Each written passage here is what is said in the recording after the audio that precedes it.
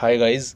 आज हम 200 हल्ला हो मूवी को एक्सप्लेन करेंगे। ये एक Hindi language crime thriller film है जिसको डायरेक्ट किया है सार्थक दास गुप्ता और आलोक बत्रा ने। ये मूवी सच्ची घटनाओं पर आधारित है। 200 दलित औरतों ने एक गैंगस्टर सीरियल रेपिस्ट को 2004 में नागपुर कोर्ट के अंदर मौत के घाट उतार दिया था। इस मूवी की IMDb रेटिंग है 7.8। इसको रिलीज़ किया गया था Z5 पर 20 अगस्त 2021 को। फिल्म शुरू होती है ACP देश पांडे नागपुर कोर्ट पहुंचते हैं अपनी एक हियरिंग के लिए। उनका ड्राइवर कार को पार्किंग में लेकर जाता है, तभी कोर्ट रूम से औरतों का एक झुंड भागता हुआ दिखाई देता है। उनमें से वो एक को भी नहीं पकड़ पाते। जब वो कोर्ट रूम में घुस रहे होते हैं, एक पुलिसकर्मी उनको बताता है अंदर मिर्ची पाउडर फैला हुआ है। वो सावधानी से अंदर जाते हैं। उनको लहूलुहान हालत में एक आदमी फर्श पर पड़ा दिखाई देता है और पूरे कमरे में मिर्च का पाउडर। थोड़ी ही देर में कमिश्नर साहब भी वहाँ पहुँच जाते हैं। SI पाटिल उनको बताता है लगभग 200 औरतें थीं साहब। अचानक से हमला किया। मिर्ची पाउडर और घरेलू सामान, चाकू, कैंची, छुरी, कांटा, चम्मच, लाठी, डंडा, इसका इस्तेमाल किया उन लोगों ने। हमने बहुत कोशिश की उसे बचाने की सर। और पाटिल के खुद के कई जगह चोट लगी होती है। वो बताता है इसका सामान भी काट डाला है साहब। सब अपने चेहरे ढके हुए थी। इस पर थोड़े बहुत मोलेस्टेशन और रेप केस थे। रायनगर वालों ने किए थे। दलितों की बस्ती है ना, और ये अपर कास्ट का था। कमिश्नर साहब ACP समीर देश पांडे को इस केस का इंचार्ज बना देते हैं। वो उसको आगाह करते हैं कि अगर कास्ट का मुद्दा उठ गया तो लॉ एंड ऑर्डर हिल जाएगा। वैसे भी इलेक्शन सर पे है। पुलिस कस्टडी में हुए मर्डर की वजह से कमिश्नर साहब चाहते हैं जल्द से जल्द गिरफ्तारी करो। 2 दिन में चार्जशीट चाहिए और कैसे भी एविडेंस इकट्ठा करो। जिसको मारा गया है उसका नाम है बल्ली चौधरी। उसको केस की पेशी के लिए कोर्ट लाया गया था। देश पांडे और पाटिल काम पर लग जाते हैं। देश पांडे कहता है ये पूरी प्लानिंग से किया गया है। हमको सिर्फ एक को ढूंढना है उस झुंड में से, उनके लीडर को। इधर रायनगर बस्ती में आशा सुरभि की मां चाहती है कि वो जल्द से जल्द रायनगर बस्ती से चली जाए, पर वो अपने ऑफिस एप्लीकेशन लिखकर 2 हफ्ते की छुट्टी और मांग रही होती है। इधर पाटिल पुलिस फोर्स के साथ उस बस्ती में जाता है। सभी औरतों को बाहर निकालकर उनसे कहता है जो सुबह उस कोर्ट में नहीं गए थे वो दूसरी तरफ चले जाओ, पर कोई नहीं जाता। वो एक औरत से पूछता है बता तुम्हारा लीडर कौन है। वो कुछ नहीं बोलती। वो अपने ऑफिसर से उसे वैन में बिठाने के लिए कहता है। और उस अम्मा को भी जिसने बल्ली चौधरी के खिलाफ सबसे पहले FIR दर्ज कराई होती है, ताराबाई कामले, वो उनको मिलाकर कुल 5 औरतों को रायनगर बस्ती से उठाकर पुलिस थाने लेकर आते हैं। आशा सुरवे बस्ती के कुछ लोगों के साथ थाने पहुंचती हैं। वो इंस्पेक्टर से बात करना चाहती हैं, उसे बात नहीं करने दी जाती। उल्टा एक लेडी कांस्टेबल उसी को अंदर डालने की धमकी देती है। तभी वहाँ पर दूसरी कांस्टेबल आती है। वो आकर उसे समझाती है रूटीन चेकअप है, उसके बाद उनको छोड़ दिया जाएगा, आप लोग वापस घर चले जाओ। पुलिस उन 5 से एक एक करके पूछताछ कर रही होती है, पर वो पुलिस को कुछ भी नहीं बताती। एक्टिविस्ट पूर्णिमा को देशमुख साहब का कॉल आता है। वो उसको उन 5 औरतों की गिरफ्तारी की जानकारी देते हैं। वो कहते हैं इस बार आपकी टिकट कंफर्म हो सकती है। राजनीति में ऐसे मौके बार बार नहीं आते। आशा सुरवे अपनी बस्ती के लोगों के साथ पुलिस स्टेशन के बाहर धरना दे रही होती हैं और उनको मीडिया का भी कवरेज मिलने लगता है। एक लोकल नेता शशिकांत लोखंडे उनका लीडर बनकर थाने आता है। वो वहाँ खड़े सभी लोगों से कहता है हमारे होते हुए हमारे लोगों के साथ हम अन्याय नहीं होने देंगे। वो भवकी मारता हुआ थाने के अंदर घुसता है। मेरे लोगों की समस्या का समाधान करो। देश पांडे उससे कहता है आप उनके लीडर हैं, हम लीडर को ही तो ढूंढ रहे हैं। वो पाटिल को कहता है एक वारंट निकालो मर्डर सस्पेक्ट के लीडर के नाम का। ये सुनते ही लोखंडे साहब की हवा टाइट हो जाती है। वो कहता है लीडर हूँ पर डायरेक्ट लीडर नहीं हूँ। आशा जब वापस घर पहुँचती है उसकी मुलाकात वकील से होती है जो अब उनका केस लड़ेगा। वो दोनों एक दूसरे को पहले से जानते हैं। वो आशा को अंग्रेजी पढ़ाते थे। उनका नाम है उमेश जोशी। इधर पूर्णिमा फैक्ट फाइंडिंग कमेटी का गठन कर देती है जिसके हेड होते हैं रिटायर्ड जज विट्ठल डांगड़े साहब।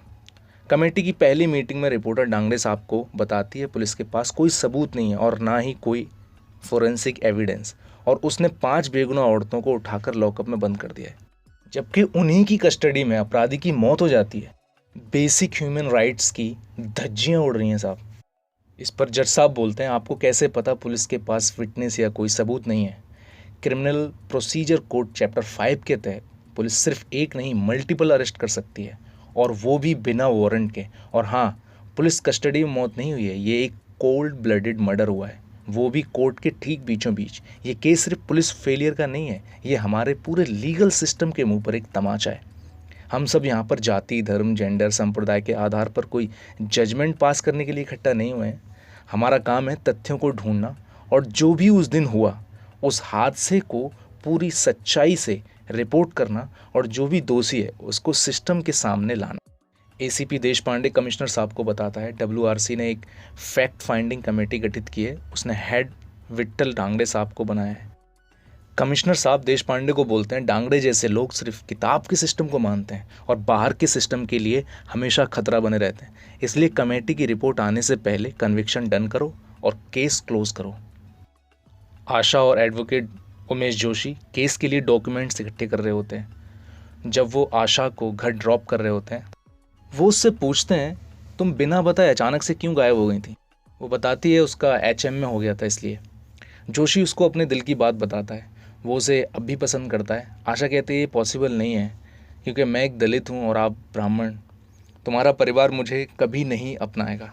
जोशी उसको बताता है वो अपने परिवार से अलग रहता है, लॉ प्रैक्टिस करता है और जिनका केस कोई नहीं लड़ता उनका केस वो लेता है। डांगड़े साहब अपनी टीम के साथ हॉस्पिटल में जाते हैं जहाँ बॉडी का पोस्टमार्टम हुआ होता है। वहाँ उन्हें एसीपी देश पांडे मिलते हैं जो उनको वहाँ तक लेकर जाते हैं।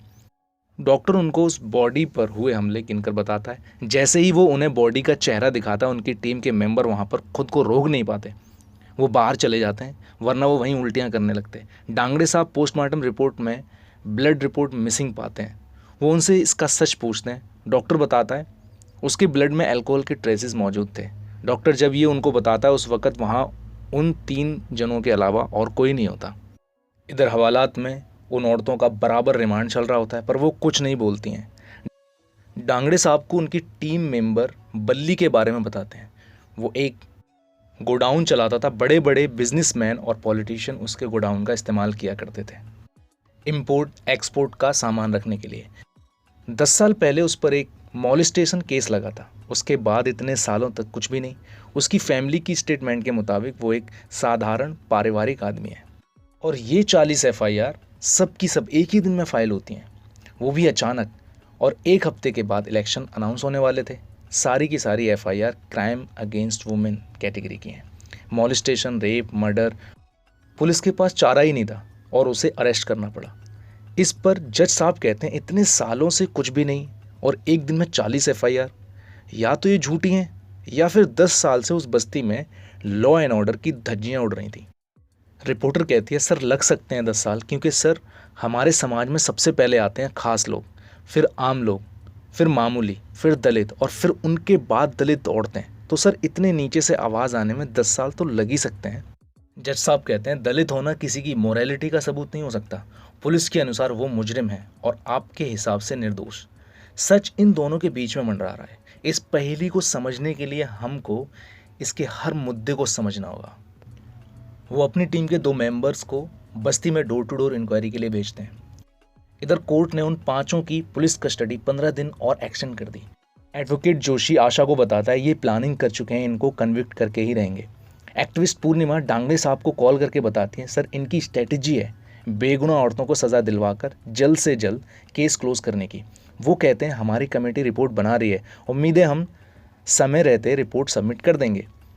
और इधर डोर टू डोर इंक्वायरी करने के बावजूद भी उनके हाथ कुछ नहीं लगता क्योंकि बस्ती वाले उन्हें कुछ बताते ही नहीं है।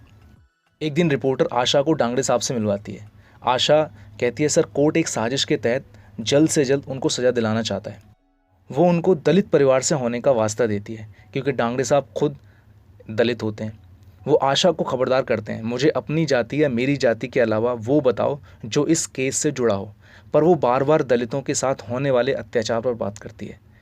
डांगड़े साहब उसको कहते हैं मैं न्यायदान करते समय किसी जाति या धर्म को नहीं मानता और संविधान ही मेरा धर्म है, मुझे संविधान का एक एक शब्द याद है। आशा कहती है संविधान में लिखे शब्दों को याद रखना काफ़ी नहीं है, उसका इस्तेमाल भी होना ज़्यादा ज़रूरी है। और वो वहाँ से चली जाती है। आशा को वहाँ से कोई मदद नहीं मिलती। कोर्ट में पब्लिक प्रोसिक्यूटर पाटिल साहब से उस दिन हुए हादसे के बारे में पूछता है। पाटिल साहब बताते हैं उस दिन कोर्ट में अलग ही मेला था, औरतें ही औरतें, और उस दिन हमारा वाला केस सबसे पहले था। पूरा रूम खाली था। तभी अचानक से औरतों ने भीड़ बनकर उस पर हमला कर दिया और उसको वहीं मार डाला। पब्लिक प्रोसिक्यूटर जब WRC कमेटी के मेंबर अभिनव अफसारे को बुलाना चाहते हैं, एडवोकेट जोशी इस पर ऑब्जेक्शन उठाते हैं क्योंकि उनकी फाइंडिंग्स और रिपोर्ट्स इस केस में वैसे भी मान्य नहीं है, ऐसा वो कहते हैं। पब्लिक प्रोसिक्यूटर कहता है इस बात पर ऑब्जेक्शन करना इनके डर को और अपराध बोध को साफ साफ दिखाता है। जज साहब ऑब्जेक्शन ओवररूल कह देते हैं। अफसारे कोर्ट को बताते हैं बस्ती वालों ने हमें कॉपरेट नहीं किया, कुछ भी नहीं बताया उन्होंने। इस पर जोशी साहब जोश में कहते हैं वो डरे हुए हैं क्योंकि वो गरीब हैं, पावरलेस हैं, उनकी औरतों को जबरन उठा लिया गया। वो इस पर कोर्ट से माफ़ी मांगते हैं। डांगड़े साहब भी कोर्ट की हियरिंग सुनने आ जाते हैं। एडवोकेट जोशी पाटिल साहब से सवाल करते हैं आपने किस सबूत के आधार पर इन 5 औरतों को गिरफ्तार किया। पाटिल कहता है मैंने इनको देखा और उस दिन एक और अंडर ट्रायल था, राजू गुप्ते, उसने भी देखा इनको। राजू गुप्ते उन औरतों के खिलाफ गवाही देता है और कोर्ट उन 5 औरतों को उम्र कैद की सज़ा सुना देता है। डांगड़े साहब की उदासी देखकर उनकी वाइफ उनको समझाती है उन लोगों ने आपका साथ नहीं दिया, इसमें आपकी क्या गलती है, आपने तो कोशिश की थी। आशा और एडवोकेट उमेश जोशी उस केस में अब भी जी जान से लगे होते हैं। आशा ने अपनी जॉब भी दांव पर लगा दी होती है। वो हाई कोर्ट में अपील करने की तैयारी करते हैं। उसके लिए उनको पैसों की ज़रूरत होती है क्योंकि अच्छे वकील अच्छी फीस से मिलते हैं। एक दिन डांगड़े साहब जेल में उन 5 औरतों में से एक ताराबाई कामले से मिलने जाते हैं। वो उनसे बात करने से मना करती है पर अफसारे नीली के रिजल्ट की खुशखबरी सुनाता है तो वो मान जाती है। डांगड़े साहब उनसे पूछते हैं उस दिन बल्ली चौधरी को क्यों मारा। वो अपनी बेटी की कहानी बताती है। उनकी बेटी रीतू 8 साल बाद उनके पास रहने आई थी। एक दिन वो नीली के साथ घर वापस आ रही होती हैं, तब उन्हें पता चलता है रीतू को बल्ली ने थप्पड़ मारा। उसकी रिपोर्ट लिखवाने थाने गई है और फिर बल्ली और उसके गुंडों ने उसका पीछा किया और बस्ती की भीड़ के सामने उसकी इज्जत लूटी और फिर रीतू को काट डाला। अपनी जान के डर से कोई पुलिस के पास भी नहीं गया और मिली का बाप उसको लेने फिर कभी नहीं आया। डांगड़े साहब अब उन सब से मिलना चाहते हैं जिसने FIR की होती है बल्ली के खिलाफ।